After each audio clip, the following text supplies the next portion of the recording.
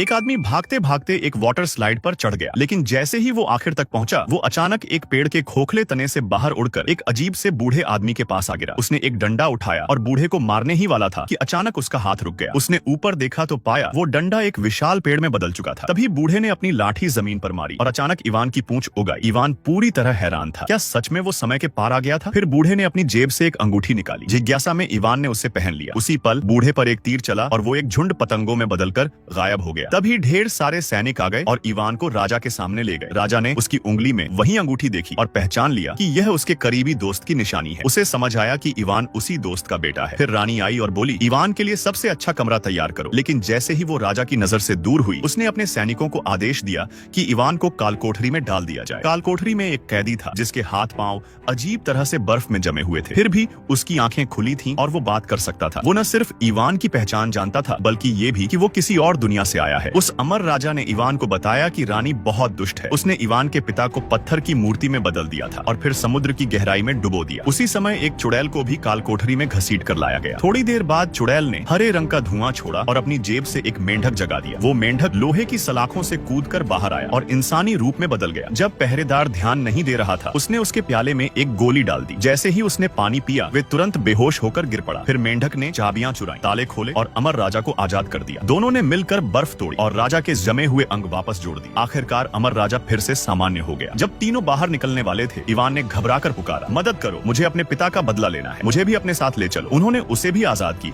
लेकिन जैसे ही इवान अपना सामान लेने लौटा, अचानक अनगिनत सैनिक वहां टूट पड़े।